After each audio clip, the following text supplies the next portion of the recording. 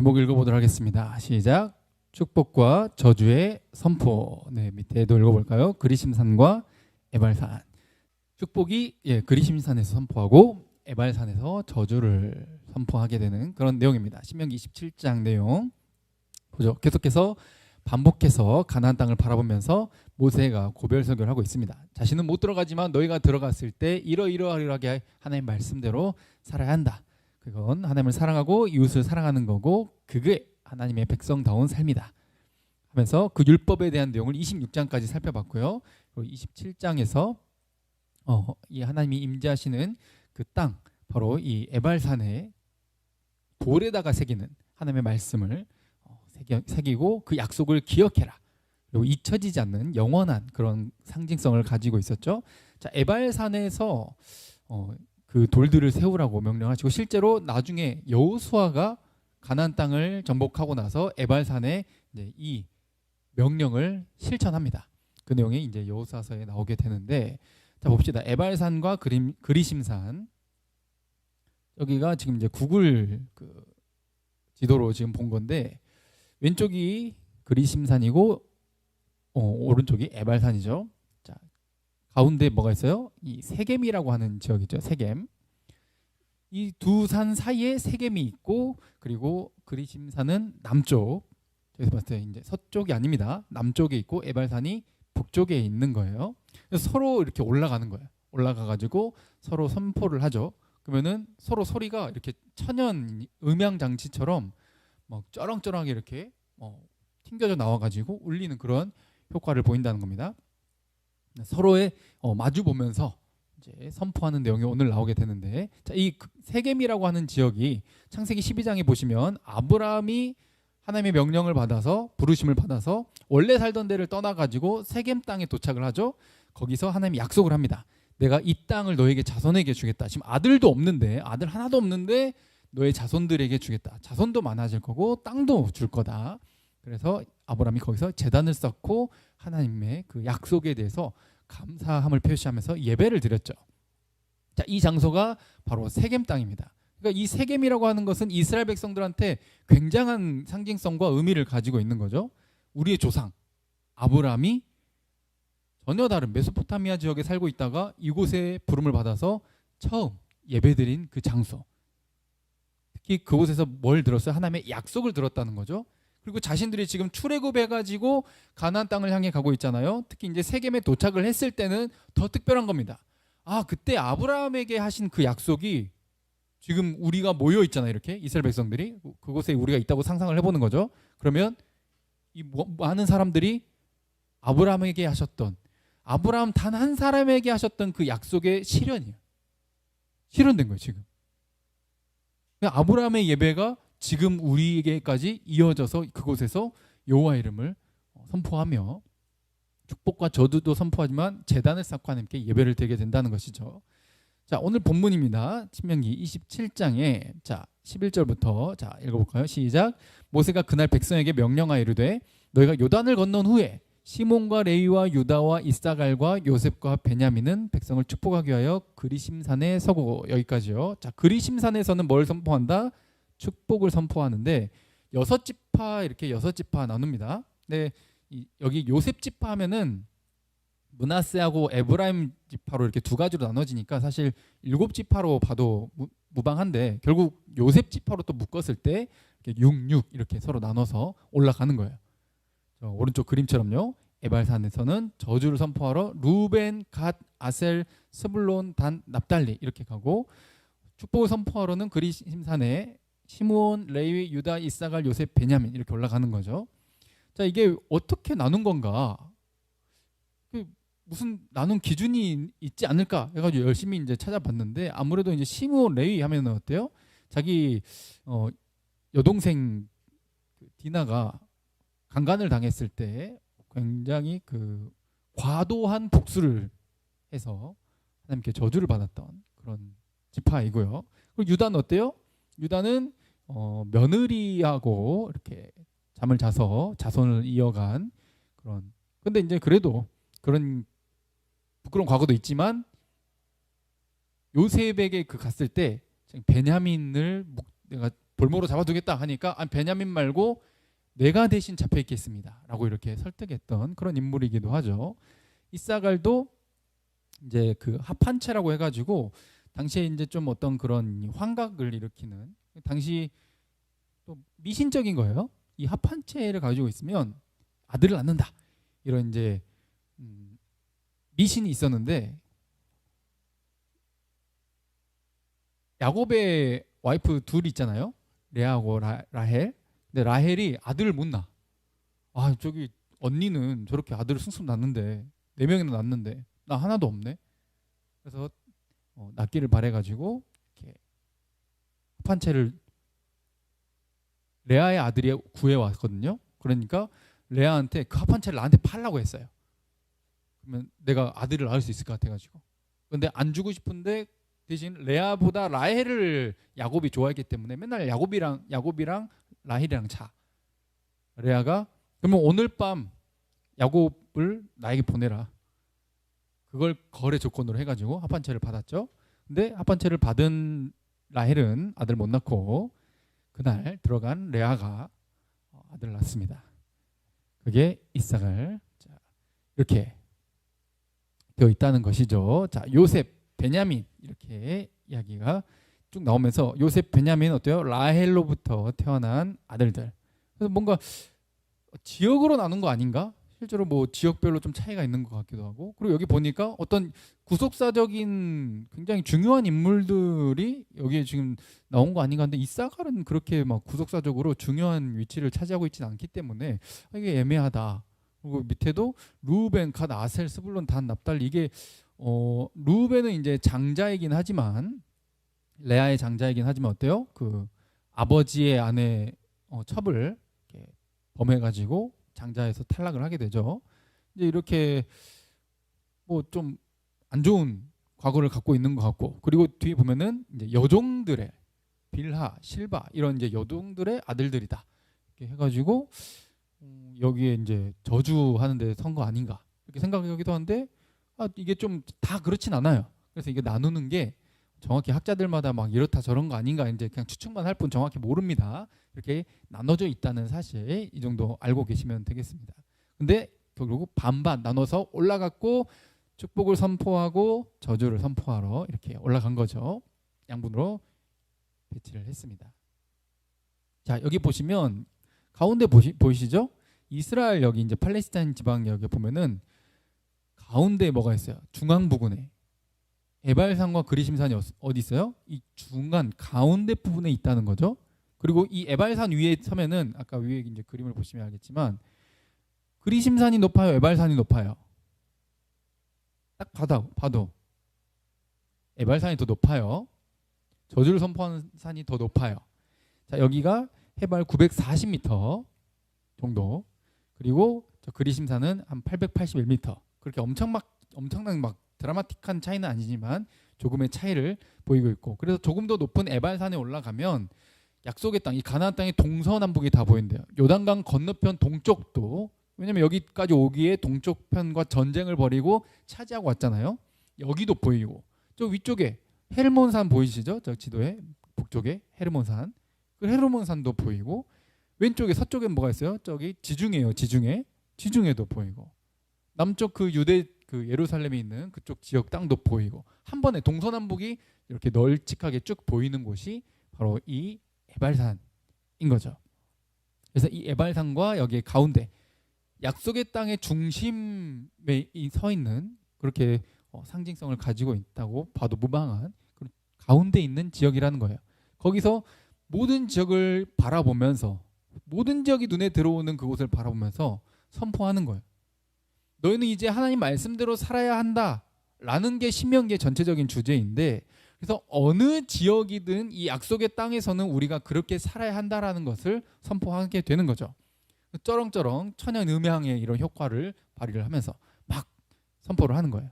자, 그때 이제 어떤 저주를 받는지는 이제 28장에 구체적으로 나오게 되고, 어떤 행동을 했을 때 저주를 받는가, 이 12가지 내용이 이제 오늘 본문 뒷부분에 나온 내용입니다. 자, 14절부터 읽어볼까요? 어떨 때 저주를 받는가? 시작.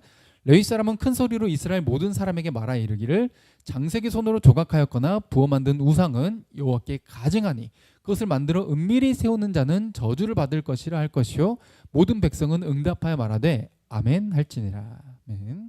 자, 장색의 손, 그러니까 좀 전문가죠. 이렇게 만드는 손재주가 있는 장인의 손으로 조각해서 만든 거. 오른쪽에 이제 드라빔이라고 하는 그런 것들인데 크기가 다양해요. 근데 여기에 뭐라고 강조해요? 은밀히 세우는 자. 그냥 대놓고 세우면 어때? 지금 여지껏 신명기랑 율법의 쭉 내용에 보니까 우상 만들거나 세우면 어떻게 돼? 죽어요. 안 돼요. 그래서 근데 속으로는 뭘 원해? 우리 집을 따로 지켜주는 이 드라빔과 다른 신이 있었으면 좋겠고 이 가나안 문화가 꽤 괜찮아 보여. 우리로 치면 어때요? 세상 문화가 그래도 괜찮아 보여. 그렇죠? 그런 지금 뉘앙스가 포함되어 있는 겁니다. 대놓고 하면은 뭔가 이제 하나님의 말씀을 대놓고 어긴 그런 공개 재판에 넘겨지게 돼. 근데 은밀히 했으면은 공개 재판에 넘겨져요, 안 넘겨져요? 안 넘겨져요. 이걸 말하고 있는 거예요. 그런데 저주를 받는다. 그래서 모든 백성은 이 말씀 12가지 내용에 말할 때마다 아멘으로 응답하는 거예요. 자, 우상 숭배 금지. 그래서 처음에 어떨 때 저주를 받는가 했을 때 처음에 강조하는 게 뭐죠? 역시 10계명의 1, 2계명. 오직 하나님만 섬겨라. 이게 모든 것의 항상 처음이에요. 이게 모든 것의 우선순위. 다른 것은 항상 차등이지. 오직 하나님만 섬겨야 돼. 하나님 외에 다른 것은 안 돼. 오직 우리 언약의 하나님, 나에게 언약하시고 지금 우리에게 약속을 이루시고 우리를 출애굽시켜 주시고 여기까지 인도해 오시고 승리하게 하시고 차지하게 하시고 우리의 삶을 행복하게 살아갈 수 있도록 복을 주실 그 하나님만 믿고 섬기는 거죠. 그 다음부터는 바로 뭘로 넘어가요? 이제 요약이기 때문에 가족에 대한 내용으로 넘어갑니다. 자, 10계명에서도 어때요? 1, 2, 3, 4계명은 하나님 사랑에 관한 것이고 5, 6, 7, 8, 9, 10은 이웃 사랑에 관한 거잖아요. 이웃 사랑에서도 뭐가 첫 번째였죠? 부모를 공경하는 것. 제5계명. 자, 16절부터 시작. 그의 부모를 경홀히 여기는 자는 저주를 받을 것이라 할 것이요 모든 백성은 아멘 할지니라. 자, 여기 보시면 부모를 가볍게 여기는, 부모를 무시해, 부모를 공경하지 않아, 섬기지 않아, 말을 듣지 않아, 이런 이제 내용들이죠. 이렇게 하는데 이게 전체적으로 어떤 것을 말하고 있냐? 저기 15절에 은밀히라는, 은밀히. 여러분들이 집에서 부모님께 뭐라 말했는지, 어떻게 싸웠는지, 여러분 주변 친한 친구들이라고 해서 다 압니까? 모르죠. 몰라요. 근데 여기가 지금 은밀히 행해지는 그런 내용들을 다 이야기하고 있는 거예요. 은밀히. 부모를 공경하지 않는 것. 또 17절은 자, 시작. 그의 이웃의 경계표를 옮기는 자는 저주를 받을 것이라 할 것이요 모든 백성은 아멘 할지니라. 자, 경계표는 오른쪽에 보시면 국유지라고 써져 있는 것은 내 사유재산으로 할 수 있어요, 없어요? 없습니다. 없어요.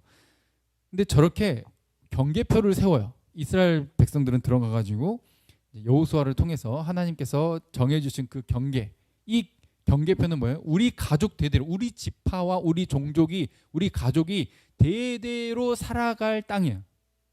근데 이 땅, 이 경계표를 누가 정해줬다라고 믿는 거예요? 하나님이 정해주셨다고 믿는 거죠. 그런데 몰래 저 경계표를 쓱 뽑아가지고 티도 안 나게 하루에 막 1mm, 2mm씩 옮겨 계속. 그러면 어떻게 될까? 내 다음 세대 되면은 우리 땅이 완전 넓어져 있는 거죠. 이런 식으로 아무도 모르게 경계표를 옮길 거야. 이렇게 이런 내용들을 계속 지금 은밀히 뭔가 남을 속이는, 그런데 그 목적은 뭐예요? 내 탐욕과 내 개인의 이익을 위해서 은밀히. 하나님이 세우신 이것, 이 경계표가 그러면은 사회적인 것도 포함하지만 동시에 우리 가족에게 주신 선물, 이 땅을 말하기 때문에 가족을 지키는 것도 포함이 돼요. 그래서 여기 이스라엘 백성들은 뭐가 있었죠? 희년이라는 게 있잖아. 희년 들어보셨죠? 50년마다 오는 그 희년에 다시 원래 주인에게 돌려줘야 돼.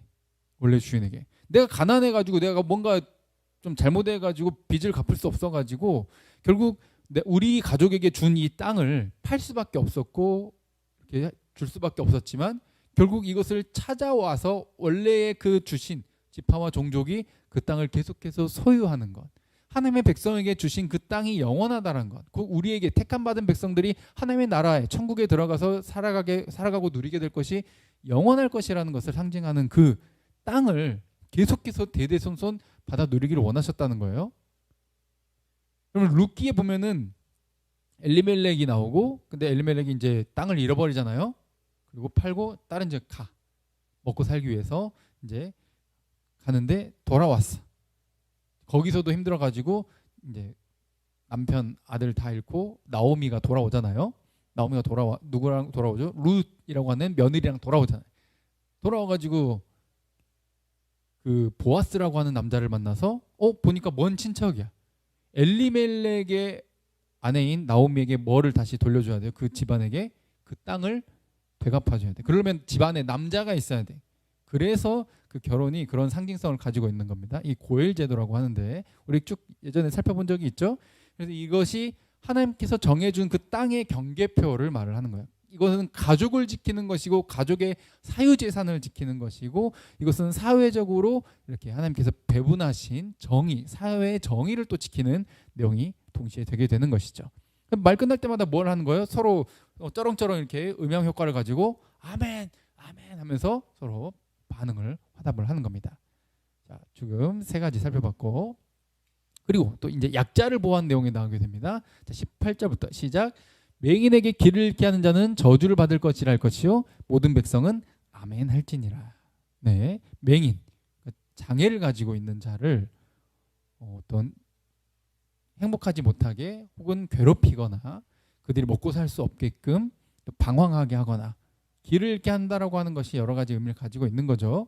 이 같은 지역에서 함께 살게 하는 게 아니라 함께 살 수 없게 인생의 그런 방향과 길과 그냥 소망을 잃어버리게 만드는 그런 것들을 말을 하는 것이고, 그리고 19절도 시작. 객이나 고아나 과부의 송사를 억울하게 하는 자는 저주를 받을 것이라 할 것이요 모든 백성은 아멘 할지니라. 네, 여기 송사는 뭡니까? 재판에 넘겨지는 거예요. 근데 고아나 과부는 어때? 뒤를 봐줄 사람이 없어. 재판하려면 지금 우리나라도 어때요? 재판 한번 하려면 돈 엄청 듭니다. 막 변호사 막 선임해야 되고 이게 진짜 돈 장난이 깨지는데, 그때 저 돈 없고 가난한 사람들 인맥도 없어. 그러다 보니 돈 있고 인맥 있는 사람들의 손을 들어주는 경우가 많다는 거. 재판 거기 할 때 그러니까 뭐가 진실인지 뭐가 정의로운 것인지를 실현시키기보다 재판정에서 지도자라고 하는 사람이 잘못된 재판 결과를 판정을 내리는 그런 사람들은 저주를 받을 것이다 라고 또 선언을 하고 있는 거죠. 모든 백성은 아멘으로 화답하는 겁니다. 자, 그 다음에는 또 성적인 그런 정결을 가지고 이야기하고 있어요. 자, 20절부터 자, 시작. 그의 아버지 아내와 동침한 자는 그의 아버지 하체를 드러냈으니 저주를 받을 것이라 할 것이요 모든 백성은 아멘 할지니라. 그렇죠. 이건 이제 근친 상간뿐만 아니라 당시에 이제 남자가 일부 다처제였기 때문에 그 다음에 얻은 아내가 나보다 어리거나, 그러니까 아들보다 어리거나 아들과 비슷한 또래의 그런 아내를 얻는 경우가 있다는 거죠. 그랬을 때 이런 경우가 일어나게 되는데 이렇게 하면 안 된다라는 겁니다. 아버지의 침대, 곧 하체 이것을 더럽혔다라고 보아서 저주를 받을 것이고. 자, 21절 시작. 짐승과 교합하는 모든 자는 저주를 받을 것이라 할 것이요 모든 백성은 아멘 할지니라. 그렇죠? 지금도 수간이라고 하죠. 수간. 오늘 지금 동성애뿐만 아니라 항상 뭔가 지금보다 조금 더 자극적인 것, 조금 더 자극적인 것. 항상 이 시대의 가치는 어때요? 뭔가 자유분방한 것을 서로의 각자의 개성을 존중하는 것처럼 보이지만 미세하게 그 거대한 진리의 댐에 구멍을 내기로 금이 가게 만들어가지고 결국 전체의 댐을 무너뜨린 게 사탄의 전략인 거죠. 이게 뭐가 잘못됐어? 남들도 다 하는 건데 내가 그렇게 생각한다는데 왜 넌 나에게 뭐라고 하지? 이건 내 스타일이야. 나도 너한테 뭐라 안 하는데 너는 왜 나한테 뭐라 하지? 이렇게 말을 하게 되는 거죠. 여러분들 이게 굉장히 큰 잘못이고 이 세상을 어지럽히는 결과를 가져오게 되는 겁니다. 사람은 죄인이고 항상 바라고 추구하는 방향성이 어때요? 더 많은 부, 더 많은 명예, 더 많은 욕심, 더 많은 쾌락, 더 자극적인 것. 어릴 때는 막 귀신만 봐도 으악! 뭔가 피튀기 영화에서 피튀기만 해도 으악! 근데 이제 막 조금 보다 보니까 어때요? 무뎌져. 무뎌져. 조심해야 돼요. 야동도 보다 보면 어때요? 그냥 처음에는 막 어떡해 이렇게 보다가 그냥 아무 생각이 없어. 아무런 느낌도 없어 보다 보니까. 그래서 조금 더 자극적이고 조금 더 뭔가 위험한 그런 것들을 찾아 나서게 된다는 거죠. 이게 고대 때부터 사람이랑 관계하는 게 아니라 이 수간을 하는 자들이 애로부터 있었다는 겁니다. 그래서 하나님의 형상으로 지음받은 인간이 이 성이라고 하는 것은 남자가 그 부모를 떠나 아내와 한 몸이 되고 하나님의 형상을 삼위일체 하나님의 연합처럼 남자와 여자가 연합해서 한 가정을 이루는 한 몸을 이루는 그 하나님의 형상을 드러내야 되는데 하나님의 형상이 아닌 다른 것과 연합하는 이것을 하나님은 가만 내버려 두지 않는 거죠. 이 연합을 깨는 것에 대해서 이 정결하지 못하다라고 말하고 있고 바로 이 성적인 것도 역시 마찬가지예요. 하나님께서 선물로 주신 그것을 하나로 만드신 그것을 깨버리는 것을 바로 저주받을 행위라고 말하고 있는 겁니다. 자, 22절부터 또 역시 여기도 이제 근친상간이죠. 그의 자매 혹은 그의 아버지의 딸, 어머니의 딸, 여기는 이제 이복 딸을 말하는 거예요. 이제 이복 친 딸이 친 그 동생이 아니라 자매 혹은 장모 이렇게 당시의 가나안 문화에서 하는 행동들이에요. 지금 이게 가나안에서 보고 뭐지? 이런 것도 가능한 거였나? 신선한데? 와우. 뭔가 더 센데? 자극이? 막 이런 것들을 찾아 나서는 거예요.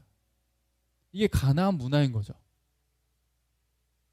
그리고 그것을 뭐라고 이제 막 인간의 뭐 자유로운 선택과 존중 뭐 이런 걸 가지고 막 다양성 존중이라고 하는 말로 막 포장해가지고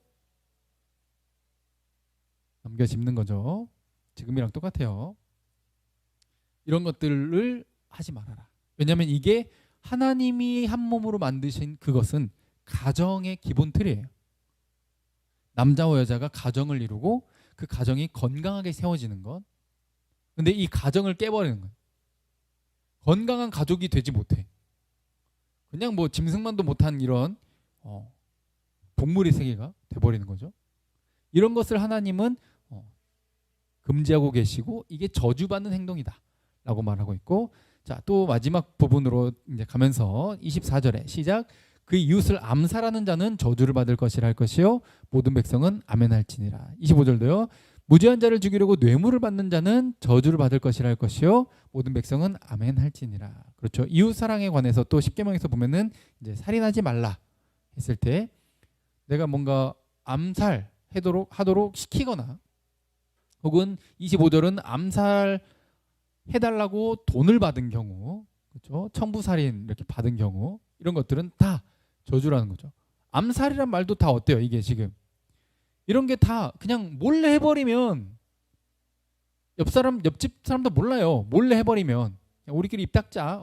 입 닦자. 그리고 암살했어. 이거 무슨 일이지? 이게 누구 때문에 왜 죽은 거지? 갑자기 하루아침에 변사체로 발견된 거지? 몰라. 이게 계속 아까 처음부터 뭐예요? 은밀하게 여기 은밀하게 남이 안 볼 때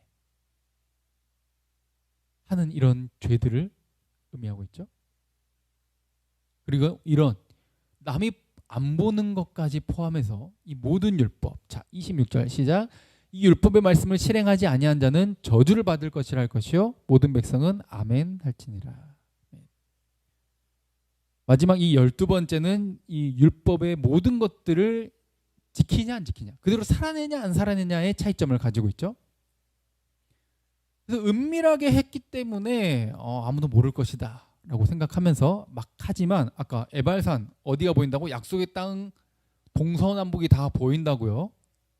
거기서 축복과 저주를 선포한다라고 하는 것은 어느 지역이든 약속의 땅은 또 어느 지역이든 다 누가 바라보고 계신다? 하나님이 보고 계신다.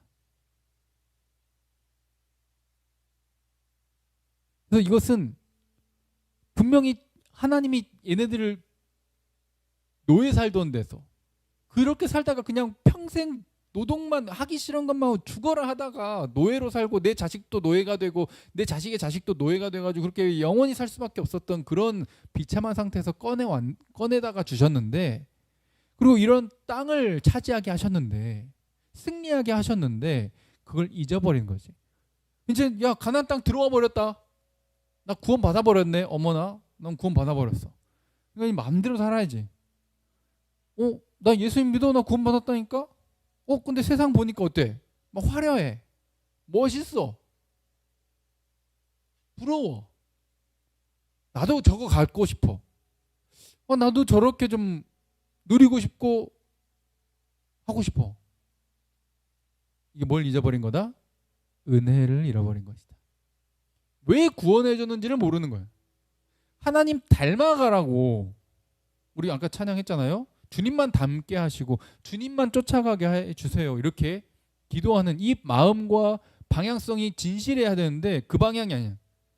하나님 항상 나를 그냥 거저 구원해 줘버리고 하나님 나에게 복을 주시고 내 길을 인도하시고 나의 기도를 들으시고 나와 함께 하시고 내 자녀에게 복을 주시고 우리 가족에게 복 주시고 그런 분이지. 근데 하나님 일단 그런 분, 그리고 나는 어때? 또 세상이 주는 그런 쾌락도 마음껏 누리고 싶은 탐욕과 욕심으로 가득 차 있다는 거죠. 세상의 문화. 이게 뭐가 잘못됐어? 나는 내가 제일 중요해. 내가 제일 소중해. 이게 뭐가 잘못됐어? 라고 말하는 게 가나안의 문화고 이 시대의 문화예요. 내가 중요하다고 생각하면 내가 가장 소중하고 내가 가장 중요하니까 어때요? 내가 하고 싶은 건 그냥 해버리는 거예요. 그럼 이거 아니에요. 사회 질서를 무너뜨리고 하나님의 말씀의 기준을 벗어나게 되는 그것은 내가 소중해도 내가 하고 싶어도 하면 안 되는 거예요. 기준을 분명히 제시하고 계신다는 거죠. 그리고 이거 아무도 모르게 하면 어때? 뭐 공개 재판에 넘겨지는 것도 아닌데. 근데 누가 보고 계신다? 하나님이 하셔요. 그래서 오늘 내용은 뭐예요? 에발산에서 선포하는 저주는 하나님이 널 직접 저주하실 거야. 공개 재판은 안 넘겨지겠지. 아무도 모를 테니까. 하나님은 보고 계신다. 라는 거예요. 그건 뭘 말하는 거죠? 들어와가지고 아브라함이 처음 예배드렸던 그 세겜, 그 양쪽 에발산과 그리심산에서 에발산에 제단을 쌓아놓고 예배하며 거기에 선포하는 것은 뭐예요? 하나님의 약속의 땅으로 들어왔으니 하나님의 말씀대로 살아야 된다라는 것을 선포하는 거예요. 이곳은 하나님이 지키시고 하나님이 바라보시는 곳이기 때문에 하나님의 말씀대로 살아가는 것, 누가 보든 안 보든 말씀대로 살아가려고 하는 그 방향성대로 살아가려고 하는 자들의 땅이다 라는 것을 선포하는 거죠. 그리고 모든 백성은 아멘 할지니라라고 계속 나왔잖아요. 그렇죠? 이것은 동의합니다. 그렇게 되기를 바랍니다. 나도 내가 그렇게 한다면 내가 그렇게 되길 바랍니다. 라고 하면서 내가 그 말씀대로 살겠다라는 책임을 지고 살겠습니다. 하나님이 이 땅을 이렇게 선물로 주셨으니 나는 이제 하나님을 위해서 주님만 사랑하고 주님만 예배하고 주님만 쫓아서 살도록 내 최선의 책임을 다하겠습니다가 올바른 태도라는 거예요. 할렐루야. 그러니까 예수님 믿고 나서 나 구원받았어. 그러니까 나 용서받았으니까 이제 뭐 어쩌라고 나 이제 마음대로 살 거야. 뭘 해도 난 구원받으니까. 이게 구원의 확신이 아니라는 거예요. 구원의 확신은 뭐예요? 부족하지만 앞으로 또 다 지키고 살 수 없겠지만 어차피 다 못 지키고 사는 거 마음껏 죄짓자 이게 아니라 못 지키고 살지만 난 진짜 몸부림치고 최선을 다해서 내 삶에 책임을 질 거고 내가 맡은 바 충성을 다할 것이고 말씀대로 살 것이고 누가 보든 안 보든 하나님이 보신다라는 그 생각으로 항상 하나님 앞에서 살겠습니다. 라는 이 고백이라는 것이죠. 근데 우리가 기억해야 될 게 있어요. 말씀대로 우리가 다 살아요, 못 살아요? 못 산다는 거. 자, 로마서 3장 23절 시작. 모든 사람이 죄를 범하였음에 하나님의 영광에 이르지 못하더니. 아멘. 자, 저 그림처럼 하나님과 단절됐어. 우리 힘으로는 도저히 건너갈 수 없어. 저 그림 보면은 그래도 뭐 좀 점프력 좋은 사람 건너뛸 것처럼 생겼잖아요. 그냥 근데 그 거리가 아닙니다. 도무지 건널 수 없는 그 단절을 겪게 된 거죠. 하나님과 단절되고 나니 내 힘으로 살아야 돼. 하나님을 일단 배제하고 생각해. 이게 세상의 기준이고 가치관이에요. 일단 이 세상이 어떻게 출발했지? 하나님은 믿기 싫고 하나님은 일단 없어야 돼. 그걸 항상 일단 정해놓고 시작하는 거예요. 하나님이 창조했다는 건 일단 없는 거야. 그래서 하나님은 없어. 그래서 어떻게든 하나님은 없애놓고 가설을 세워놓고 출발하려고 하는 게 이 세상의 가치관인 거예요.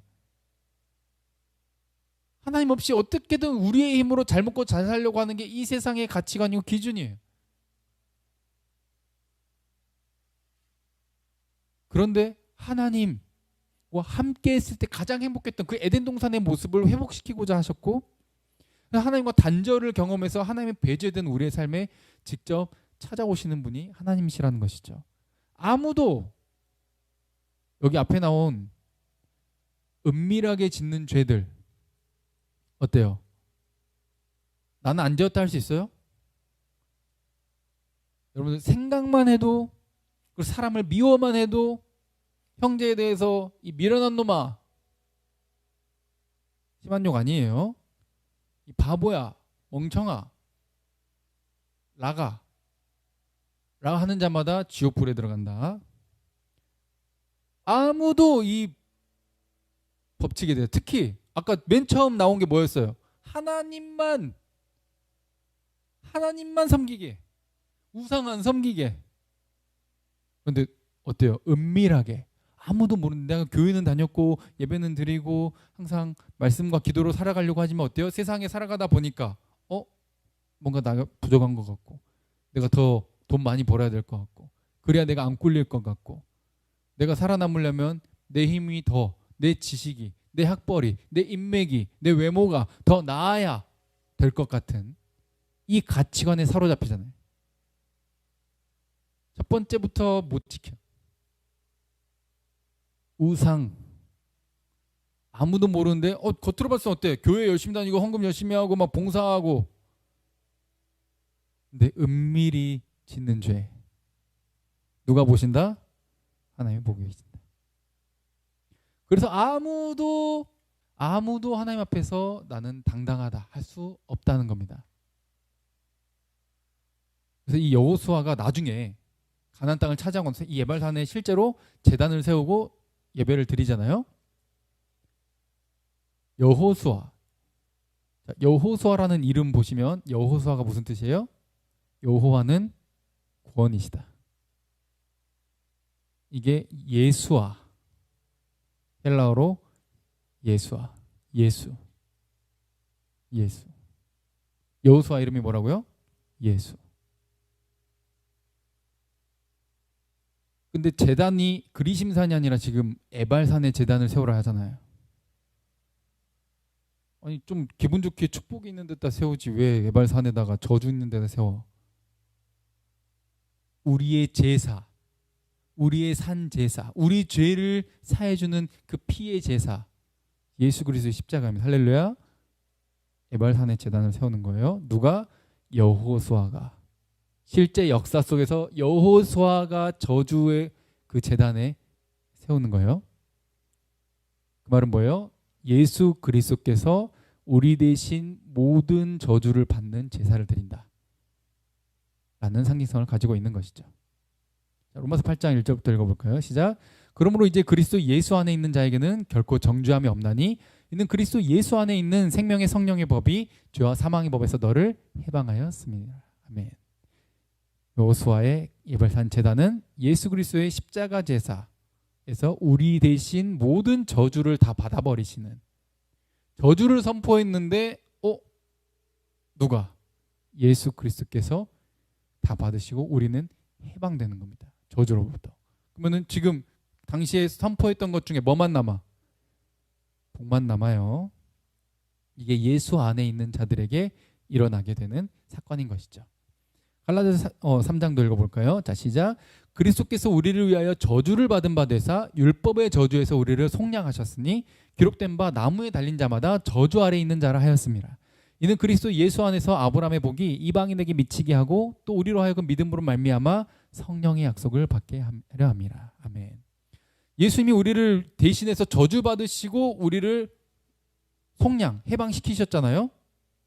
근데 14절에 보시면 아브라함의 복이 믿는 자들에게 모두 영향이 가게 되는데 그건 뭡니까? 성령의 약속인 거예요. 지금 성령님이 예수 그리스도를 믿는 우리 안에 함께 하시면 믿으시길 바랍니다. 할렐루야. 이건 하나님의 선물인데 예수 그리스도를 믿는 자들이 받는 이 성령의 선물은 성령님이 우리를 뭐하게 하십니까? 나는 연약해. 기도할 줄도 몰라.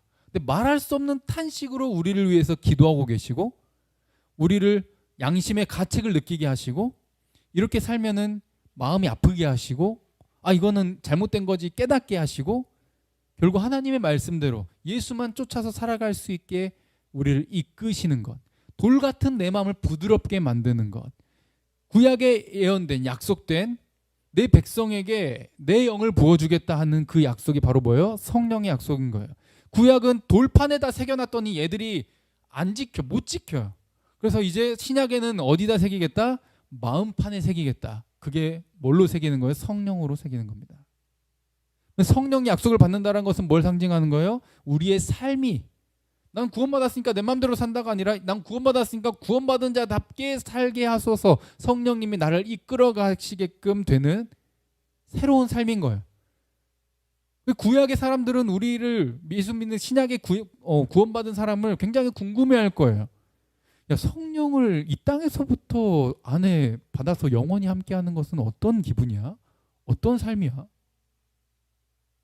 우리는 성경을 근거로 또 우리의 삶을 근거로 나중에 그들을 만나서 뭐라고 이야기하는 거예요?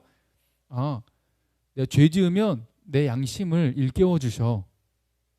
그리고 내가 내 마음대로 내 탐욕을 위해서 내 가치의 실현 그리고 세상의 가치를 따라서 살게 하는 것이 아니라 말씀이 생각나게 하시고 하나님이 뭘 기뻐하시는지를 알게 하시고 내 기쁨이 아니라 하나님의 기쁨을 위해서 살아가게끔 성령님이 나를 이렇게 푸시해 주시더라.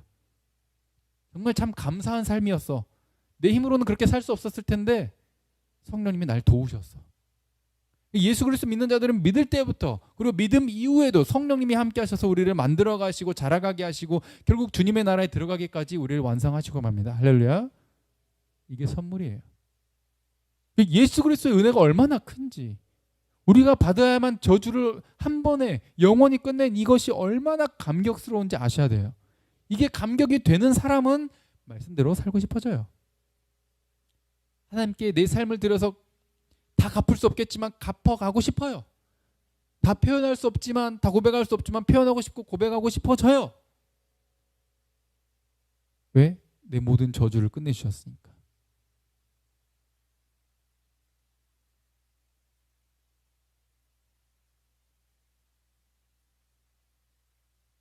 그래서 이 세상은 하나님을 배제하고 내 욕심을 우상으로 섬기죠.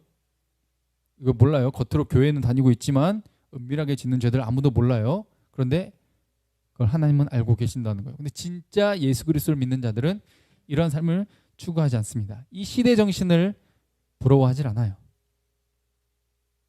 저 돈이면 다 된다라는 생각, 외모면 다 된다는 생각, 이런 것. 하나님이 없을 때 할 수 있는 생각이에요. 근데 우리는 오늘 저주에 대한 내용에서도 첫 번째 하나님이 유일한 우리의 숭배의 대상임을 고백해야 되는 것이죠. 하나님이 없으니 어떻게 돼요? 세상이. 나 행복하려고 하는 거야. 나 이게 행복하다니까? 하나님 일단 없애고 하나님 일단 배제해놓고 내 행복을 추구하다 보니까 이 세상이 지금 어떻게 돼가고 있어요? 경쟁하고 그래서 생명 그냥 내가 경쟁에서 뒤처졌다 싶으니까 1등 아니면 1등만 기억하는 더러운 세상이 돼가지고 1등 아니었다고 수능 망쳤다고 아파트에 뛰어내리고 생명을 가볍게 여기고 막 학교에서는 도덕을 가르친다고 해놓고 밖에서는 전쟁이 일어나고 막 정쟁 아니면은 막 살인 이런 것들이 막 자기 욕심 따라 살아가게 되는 이런 세상이 되고, 그리고 우린 나를 위해서, 우리를 위해서 남을 짓밟는 것이 괜찮다고 이야기를 하고, 내가 성적으로 즐기는 거 뭐가 문제냐, 내가 그렇게 하겠다는데 하니까 가정 파탄 나고 약자는 더 약해지고. 어때요 세상이? 하나님 배제해 놓고 자기 욕심대로 살아간다고 하는 게 지금 세상의 꼬라지를 보세요. 출산율이 나아집니까? 막 건강한 가족들이 더 생깁니까? 그리고 더 에이즈나 이런 병들이 더 창궐하지 정상적으로 가질 않아요. 1등밖에 모르니까 1등 된 사람은 처진 사람을 이해 못해요. 본인이 잘나가지고 내가 열심히 노력해서 여기까지 왔다. 너는 노력이 부족했고 네가 실력이 없어서 그렇게 된 건데 뭐 어쩌라고. 자비가 없어져요 세상이. 하나님 배제하면 그렇게 돼요. 근데 오늘 에발산과 그리심산에서 뭐예요? 하나님만 섬기는 것, 하나님 외의 것을 섬기지 않는 것. 이것이 첫 번째고, 두 번째는 이웃사랑. 가족이 바르게 세워지게 되고 사회의 정의가 실현되고 약자를 보호하는, 생명을 살리는 이 가치관을 실현시키면 어때요? 그곳이 정말 따뜻한 세상, 누구도 살 수 있는 세상, 살맛 나는 세상, 누구도 다시 기회를 얻을 수 있고 누구도 함께 누릴 수 있는 그런 세상을 만들어 간다는 것이죠. 하나님을 배제했더니 지옥이 펼쳐지고, 하나님을 기억하고 하나님 말씀대로 살아가려는 방향성을 택했더니 천국이 펼쳐지게 되는 것이죠. 그러니 다른 것 아닙니다. 우리 하나님 말씀대로 살아가는 것. 우리 크로스로브 슬로건 아시죠? 삶의 예배가 우리 삶 속에 실현될 때 이 세상에 따뜻한 정의 사회가 구현될 수 있는 겁니다. 다른 것 추구하지 마시고 항상 이 에발산과 그리심산의 선포를 기억하시면서 항상 눈으로 다 보고 계시는 하나님을 기억하시고, 어디든 안 보시는 곳 없이 영향을 미치시고 동행하시며 우리의 삶을 통해 세상에 하나님의 나라를 실현시키고자 하는 그 하나님의 뜻에 부합한 쓰임받는 저와 여러분들 되기를 주님의 이름으로 축복드립니다. 함께 찬양하고 기도하겠습니다.